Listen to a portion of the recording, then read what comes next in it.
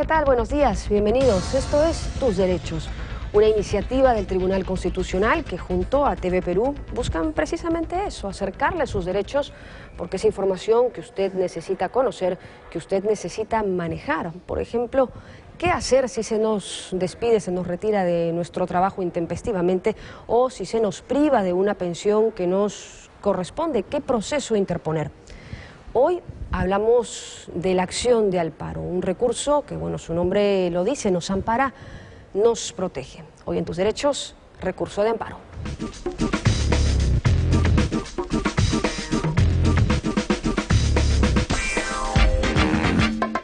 Entendiendo a la Constitución como el documento que contiene y estima los derechos de todos, es necesario señalar en ella el artículo 200, que prevé las garantías de los mismos, las garantías constitucionales. Aclaremos que una garantía no es una protección teórica o abstracta, sino una protección práctica o concreta. En ese sentido, podemos referir que las garantías constitucionales salvaguardan los derechos de las personas establecidos en la Constitución. Con eso claro, volvemos entonces al artículo 200 de la Carta Magna, que reconoce, entre otros, a la acción de amparo como una garantía constitucional que procede cuando se vulnera cualquier derecho estimado en la Constitución, por ejemplo, el derecho al trabajo, a la pensión, a la salud o a la educación. Los únicos derechos exceptuados de su protección son los referidos a la libertad personal y los derechos de acceso a la información pública, ya que tienen otros cauces procesales. La importancia del proceso de amparo para nosotros, los ciudadanos, se manifiesta casi en su mismo nombre: nos ampara, nos protege. El trabajador que es despedido arbitrariamente de su puesto de trabajo, el pensionista al que se le deniega indebidamente una pensión de jubilación, o el estudiante que es separado de su institución por motivos discriminatorios, tienen abierta la posibilidad de acudir a este proceso constitucional para lograr que sus derechos sean respetados. Por ello, es un proceso gratuito para el demandante, por lo que quiere decir que su interposición no debe acarrear gasto alguno. Su trámite es bastante sencillo. La demanda de amparo se interpone ante cualquier juzgado especializado del Poder Judicial, el cual dicta la sentencia en primera instancia, que puede ser favorable o desfavorable. Contra ella cabe plantear un recurso de apelación para que la controversia sea revisada por una sala superior. Solo si la sentencia de la sala es desfavorable al demandante, éste puede presentar un recurso extraordinario ante la propia sala, denominado recurso de agravio constitucional. De este modo, y solo en estos casos, el expediente de amparo llega al Tribunal Constitucional.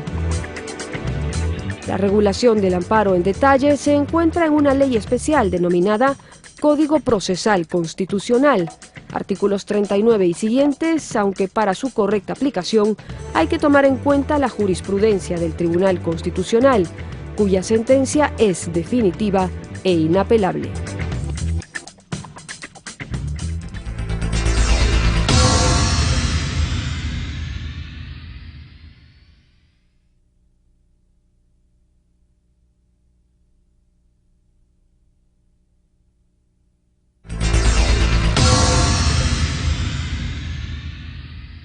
Seguimos esta mañana en Tus Derechos conversando acerca del proceso de amparo. Nos acompaña hoy el doctor Luis Sáenz Dávalos, él es asesor jurisdiccional del Tribunal Constitucional. Doctor Sáenz, buenos días, gracias por estar en Tus Derechos y consultarle, tal vez para acercar el tema, si es que luego de la garantía que salvaguarda por nuestra libertad es tal vez la acción de amparo de las garantías más populares, en tanto reúne o concentra una mayor cantidad de derechos.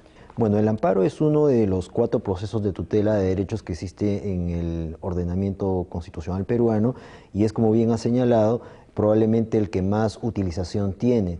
Y esto se debe básicamente al hecho siguiente, a que con excepción de la libertad estrictamente individual que tutela el habeas corpus y con excepción de la autodeterminación informativa y el acceso a la información pública que protege básicamente el habeas data, el amparo protege la gran cantidad o el gran repertorio de derechos que existen reconocidos a nivel de la Constitución. Y no solamente de los derechos reconocidos, sino también de aquellos que eventualmente puedan ser acoplados al ordenamiento jurídico por vía jurisprudencial, o aquellos otros que puedan haber sido reconocidos pero a nivel internacional. De otro modo decirlo, el amparo pues definitivamente protege la mayor cantidad de atributos fundamentales de la persona y por consiguiente estadísticamente está demostrado que es el que más se utiliza. ¿Cómo llegamos a esta vez la primera vía en estos procesos o hay que pasar por otros para llegar a la acción de amparo? En el ordenamiento jurídico peruano, el amparo que hoy en día tenemos es un amparo que difiere al que teníamos en la antigua legislación procesal constitucional. Nuestro modelo de amparo hoy en día es calificado como subsidiario o residual. ¿Y eso qué significa? Básicamente significa que cuando los derechos de una persona o de un ciudadano son objeto de algún tipo de transgresión o desconocimiento, la casi obligación, digámoslo así, del ciudadano es la de acudir a los procesos ordinarios, a los procesos judiciales ordinarios, y solo en los casos en que los procesos judiciales ordinarios no existen para tutelar derechos fundamentales o la forma de tutela o de protección que reciben en la vía judicial no es la adecuada o no es la efectiva, es que recién se puede acudir al amparo constitucional. Es decir, el amparo no puede ser utilizado en todos los casos, sino como una herramienta muy excepcionalísima, pero al mismo tiempo muy eficaz. Lo ideal sería que todos conociéramos de estos temas, ¿no? Pero la realidad es que no, y solo nos enteramos un poco cuando nos pasa o cuando se nos transgrede algún derecho. En ese sentido, ¿se nos recomienda, digamos, como primera vía la acción de amparo o se nos orienta bien por un proceso ordinario? ¿Qué es lo que pasa cuando uno se acerca, por ejemplo, a una institución como la Defensoría del Pueblo o alguna de este tipo? Bueno, como indicaba, pues, o sea, el primer camino a seguir es en definitiva el proceso judicial ordinario hoy en día. Solamente si me percato que el proceso judicial ordinario no existe para tutelar el derecho por el que reclamo, o solo si me percato que ese proceso judicial no es eficaz para los objetivos que yo persigo, es donde necesariamente puedo y debo acudir al amparo constitucional. Es decir, es una herramienta excepcionalísima y no se puede acudir a la misma todos los días. Y luego sobre lo mismo o sobre el proceso de amparo, se supone que hay leyes especiales para que este proceso se dé de manera con mayor rapidez, ¿no? Haya mayor celeridad en este tipo de procesos. Sin embargo, a veces no es así por la misma carga procesal que usted manifiesta. A veces pues todo se hace más lento. ¿Qué hacer en ese sentido? Bueno, la lentitud de los procesos es casi, digámoslo de esta manera, un drama que afecta a todo tipo de procesos, sean judiciales ordinarios, sean constitucionales, pero aún asumiendo esa realidad, por cierto, de alguna manera dramática en algunos escenarios, sin embargo, hay que reconocer que la propia configuración que otorga al amparo, y no solamente al amparo, sino a todos los procesos de tutela de derechos, el Código Procesal Constitucional, es la de un trámite rápido, ¿no?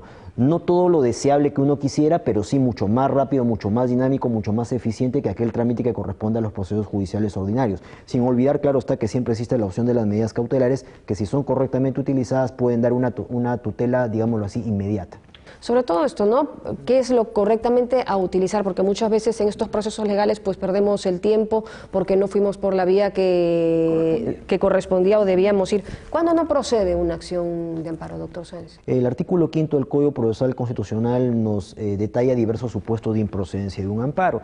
Un típico supuesto de improcedencia es cuando, por ejemplo, la materia que yo estoy reclamando no es una materia estrictamente constitucional, sino que es una materia estrictamente legal, no propia de un proceso judicial ordinario, qué sé yo, pues una disputa sobre un tema contractual, una disputa sobre derechos de socios dentro de una entidad comercial, ¿no? Qué sé yo, un tema de alimentos, un tema de carácter sucesorio. Diversos temas jurídicos que sean propiamente abordables en el ámbito de la justicia ordinaria no pueden ser objeto de tratamiento por la vía constitucional.